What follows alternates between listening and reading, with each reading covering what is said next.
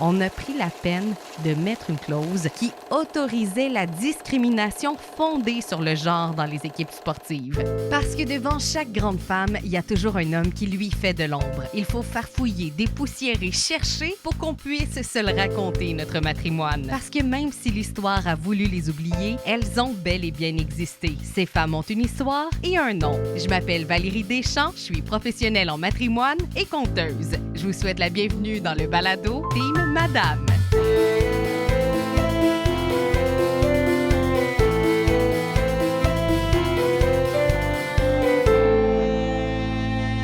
Dans le dernier épisode, je vous racontais l'histoire des premières joueuses de hockey au pays. Des femmes qui ont ouvert la voie à d'autres. Parce qu'après ça, plein de femmes ont investi les arénas et les patinoires. Par contre, j'imagine que ça vous étonne pas ben de savoir que, ça s'est pas fait super facilement, mettons. Dans les années qui ont suivi, il y a une couple de dirigeants qui se seraient mérités des 2 minutes pour avoir fait trébucher parce que des gens bêtes face au hockey féminin, il y en a eu de toutes sortes. Mais ce qui est beau, c'est que les femmes ont résisté. Les hockeyeuses ont continué de patiner puis de s'organiser. Le hockey féminin a tout de même survécu. La preuve, c'est aujourd'hui. À l'attaque, capitaine de l'équipe, numéro 29, forward, team captain, number 29, Marie-Philippe Poulain. L'édition 2024-2025 de votre victoire de Montréal. Dans cet épisode de Team Madame, c'est de ça dont il sera question. On va se parler des coups chiens, des messieurs du milieu du hockey, mais aussi des survivantes de la bande. Place à notre matrimoine avec les pionnières du hockey féminin, deuxième partie. Dans la première partie des pionnières du hockey féminin, on se disait à quel point la Première Guerre mondiale avait été un tremplin pour les joueuses de hockey. Puis moi, ça me fait penser au film Une ligue en jupon.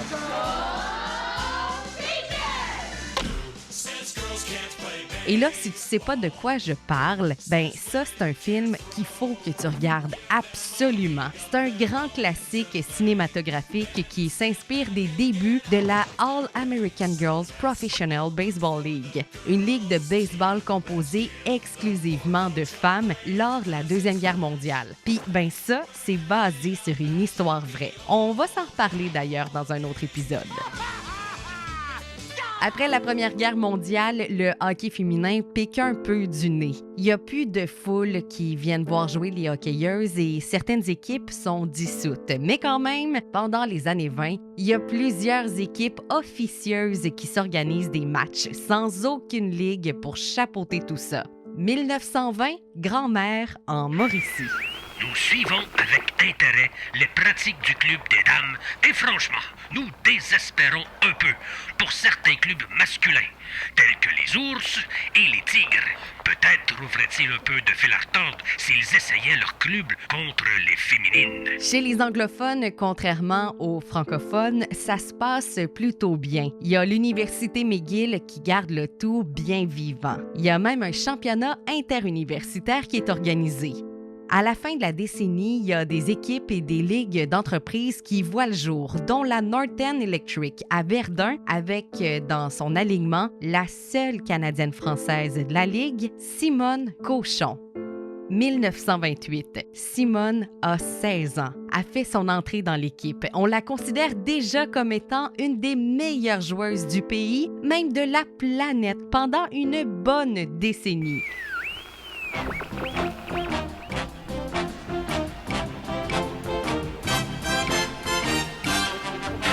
Mademoiselle Simone Cochon, qui s'est imposée comme la meilleure joueuse sur la glace, a pratiquement assuré la victoire à Northern Electric lorsqu'elle a marqué contre Miss Wall.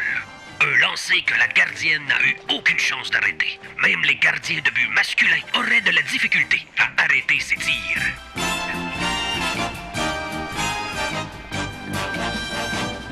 La Northern Electric présente un match le 28 mars 1928 devant plus de 10 000 spectatrices et spectateurs lors de la première édition du Grand Carnaval de hockey. C'est vêtu de jupes et de chandails de laine que les joueuses se donnent en spectacle sur la glace du Forum. Selon un article du magazine The Hockey News paru en 2024, on dit que si elle avait été un homme, Simone Cochon, son nom serait intronisé au Hockey Hall of Fame depuis longtemps. Eh bien, malgré le fait que les magazines et journaux anglophones montrent et parlent des joueuses de hockey, c'est silence radio chez les francophones. Quand les journaux francophones parlent de hockey féminin, ça ressemble plus à...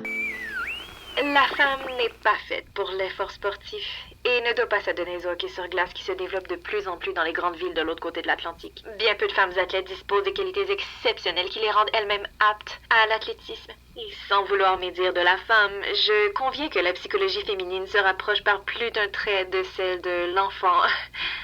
Elle aussi n'a que trop tendance à outrepasser ses possibilités. D'où certaines arrivées lamentables se terminant par un spectacle qui n'a rien d'esthétique. Ou par une crise de nerfs. Je que quoi? Ça, c'est les propos de Madame Colette Darfeuille, actrice française, que le Petit Journal a cru bon de reprendre dans ses pages en 1932. Laissez-moi douter de la pertinence de son commentaire. On dit souvent que les femmes se doivent de rester des femmes, pour reprendre ce que ce beau monde-là dit, douce, docile et fragile, que le hockey serait beaucoup trop violent pour elle, puis que de toute façon, c'est pas beau une femme habillée comme un homme. Dès le début des années 30, les garçons prennent toute la place sur les patinoires. Il n'y a presque aucune plage horaire disponible pour les matchs des filles. Mais c'est pas ça qui va arrêter les joueuses. 1933, on crée l'équipe Les Canadiennes de Montréal. 1934, la Ligue montréalaise de hockey féminin renaît de ses cendres avec les Maroons, les Oxford, les Rosemont, les Silver Jackets et les Maisonneuve. Les Canadiennes se joignent à la Ligue l'année suivante. Et il y a une intense rivalité qui s'opère entre les Maroons et les Canadiennes. Ouais, c'était pas juste bon pour les messieurs, cette affaire-là. Sans pour autant avoir le droit de se plaquer en bonne et due forme, ça jouait dur d'un coin, comme on dit. Malgré tout, le hockey féminin connaît un autre déclin entre les années 30 et 50. Et contrairement à la Première Guerre mondiale, le deuxième conflit armé donnera pas naissance à de nouvelles ligues féminines organisées. Là, depuis le début, je vous parle de hockey féminin professionnel, mais dans les années 50, il y a quelque chose d'important qui se passe au niveau du hockey mineur. On est en 1956. Abigail Hoffman a 9 ans. Elle rêve de hockey. Elle en mange. Elle veut jouer, elle aussi, mais petit problème, il n'y a pas d'équipe de filles qui existe et les équipes de garçons acceptent pas les filles. Mais c'est pas ça qui allait l'arrêter. Abigail décide de se couper les cheveux. Elle change même sa manière de s'habiller. Un petit matin, elle se lève et elle demande à ses parents de l'inscrire sous le nom de Ab Hoffman, comme si elle était un garçon. Lors de l'inscription, on ne porte pas vraiment attention aux actes de naissance qu'il faut fournir pour faire partie des équipes. Abigail passe donc pour un petit gars de 9 ans. Les autorités de la Ligue n'y voient que du feu. Abigail va réaliser son rêve, jouer au hockey. Les jours de match, elle s'équipe à la maison pour éviter les soupçons et elle excelle sur la patinoire. D'ailleurs, son entraîneur n'a que d'éloges pour Ab. Vient la fin de la saison. La Little Toronto Hockey League sélectionne les meilleurs joueurs de chaque équipe pour construire leur équipe étoile des moins de 10 ans et s'inscrire dans un tournoi. C'est là que le vrai problème arrive.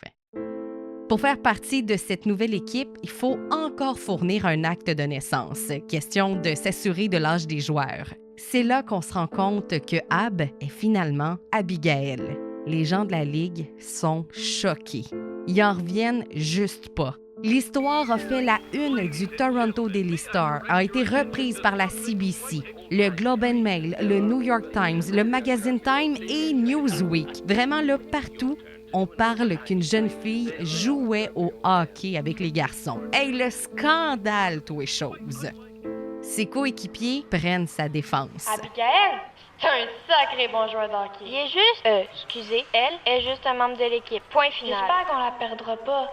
C'est avec elle que je veux jouer. Quelques semaines plus tard, ces mêmes joueurs-là lui ont remis un trophée pour honorer sa saison remarquable. Abigail Hoffman a inspiré plus d'une petite fille parce qu'elles sont nombreuses à ce moment-là à prendre les bâtons et les patins et à vouloir jouer.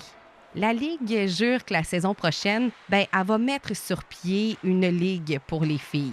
Je pense par contre qu'au moment de jurer, les représentants avaient comme croisé leurs doigts parce que c'est pas pantoute ça qu'ils ont fait, bien au contraire. Ils ont même adopté un règlement interdisant littéralement aux filles de jouer avec les garçons. Puis c'est pas tout. Quand la Commission des droits de la personne de l'Ontario a vu le jour en 1961, on a pris la peine de mettre une clause qui autorisait la discrimination fondée sur le genre dans les équipes sportives. Donc, on disait aux ligues que c'était tigidou de dire « Non, les filles, vous allez pas jouer avec les petits gars. » Wow, hein? C'est beau comme commission des droits de la personne, ça.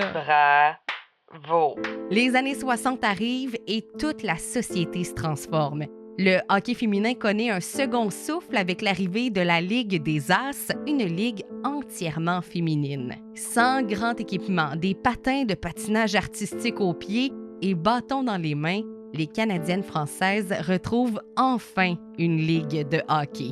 Au courant de la décennie, les équipes de Montréal sont appelées à sortir de la métropole et sont invitées à jouer des matchs un peu partout au Québec. Drummondville, Sorel, Joliette, Elmer. À Québec, pendant le carnaval, elles se sont même produites devant 4000 spectatrices et spectateurs. À Boston, 2000 partisans. On les invite même à Détroit, Chicago, Cleveland, Cincinnati et Houston. Hey, ça me rappelle drôlement quelque chose, ça. On s'entretient maintenant avec la gardienne de but de la victoire de Montréal, Anne-Renée Desbiens. C'est vraiment plaisant de voir l'engouement que la Ligue a dans des villes, justement, où il n'y a pas d'équipe présentement. Donc, la partie à Vancouver s'est vendue à l'intérieur du Nord. Je pense que tous les billets étaient partis. Même chose pour Edmonton. On a eu une bonne foule à Seattle. Donc, c'est le fun de voir que même les villes, les provinces, les États qui n'ont pas d'équipe suivent quand même la Ligue, sont intéressés, viennent supporter le produit. Dans les années 70, des clubs féminins se produisent encore. Mais même si on est en pleine libération et émancipation des femmes, le hockey ne veut pas changer. Hein? C'est assez conservateur et patriarcal comme milieu. Le hockey, c'est une planète d'hommes. Puis les dirigeants veulent que ça reste comme ça. En 1977, l'Association canadienne de hockey amateur modifie ses règlements. On prend la peine de mentionner que ces règlements-là s'appliquent seulement aux hockeyeurs parce que sur tous les documents, c'est littéralement inscrit « Men only ». Les Québécois francophones sont super résistants au changement selon ce qu'ont rapporté les joueuses de l'époque. Aussi, on ne veut pas adapter les arénas et donner la chance aux femmes. C'est littéralement écrit en lettres semi-visibles pour hommes seulement sur la porte du vestiaire. Pas de toilettes pour les femmes non plus dans les chambres des joueurs. Les directeurs d'aréna disent que la seule plage horaire disponible, c'est entre 23h et 1h du matin. On recule un an en arrière. En 1976, la Fédération québécoise de hockey sur glace expulse Françoise Turbide, jeune gardienne de but de 13 ans. Son infraction, être une fille, exceller devant les buts et jouer dans une équipe de petits gars. Les messieurs de la Fédération estiment que la santé et la sécurité des filles qui font partie d'une équipe de garçons se trouvent menacées. Faut prendre soin de nos petites filles. Ils disent aussi que les règlements de l'Association canadienne de hockey amateur interdisent la présence des filles au sein des équipes masculines. Les parents de Françoise y en reviennent pas. Ils protestent, mais il n'y a rien à faire. On ne veut pas que Françoise réintègre son équipe. L'affaire est donc portée devant la Commission des droits de la personne du Québec. Évidemment que la commission donne raison à la famille Turbide. C'est bel et bien de la discrimination selon le genre. Puis ça, c'est complètement illégal. En 1978, la Cour suprême ratifie le jugement. Les responsables de l'association n'ont pas le droit d'empêcher les filles d'évoluer aux côtés des garçons D'autant plus qu'il n'existe même pas de ligue et d'équipe féminine. Cette décision-là est un point tournant pour le hockey féminin. Dans les années qui suivent, plusieurs jeunes filles s'inscrivent au hockey et évoluent avec les garçons. Il y a aussi des équipes de filles qui voient le jour. Dans les années 80, on parle même d'une centaine d'équipes qui évoluent au Québec. C'est littéralement un second souffle sur les braises du hockey féminin. Un sujet qui a toujours fait jaser, même dans la nouvelle ligue professionnelle de hockey féminin, les mises en échec. C'est en 1985 que les dirigeants de la Fédération québécoise de hockey sur glace décident de les interdire officiellement pour les joueuses de hockey. 1986 pour les championnats canadiens et 1989 pour l'Ontario. Puis ça, on appelle ça tout simplement un double standard parce que c'est pas interdit de se plaquer chez les messieurs. Malgré les embûches, la volonté d'empêcher les filles de jouer à notre sport national, les jambettes qui ont été faites de toutes parts, le hockey féminin avance puis fait son bout de chemin. Puis pas grâce au fait qu'on a dit « OK, vous pouvez jouer ». Non, on l'a pas mal démontré dans les 2 derniers épisodes. Si le hockey féminin est là, encore aujourd'hui, c'est parce que les femmes ont jamais arrêté de jouer. Elles ont lutté pour faire leur place. Les hockeyeuses sont plus présentes que jamais. Elles sont là pour rester. Et des femmes qui décident de faire leur propre chemin dans un monde qui est traditionnellement organisé et occupé par les hommes, ça fait peur à certains messieurs. On le voit encore aujourd'hui lorsqu'on lit certains commentaires de certains messieurs sur les réseaux sociaux. Hey, y a-tu moyen qu'un homme, genre de 40 ans et plus, blanc, puisse donner son opinion sur un balado d'une féministe? Hey, je t'ai déjà dit non. C'est encore non. Eh ouais, c'est encore non. Pour rendre hommage à ces femmes, c'est important de se conter leur histoire. C'est une histoire de lutte, finalement. Puis c'est pour ça qu'il faut continuer d'encourager nos hockeyeuses contemporaines, pour que celles qui viendront demain puissent rencontrer le moins d'obstacles possible liés au simple fait qu'elles soient des femmes. L'histoire a prouvé que même si les messieurs voulaient pas, les madames voulaient. Et que c'est grâce à elles qu'aujourd'hui, le hockey féminin se porte de mieux en mieux. Et que de nombreuses petites filles peuvent enfin réaliser leur rêve, celui de jouer au hockey.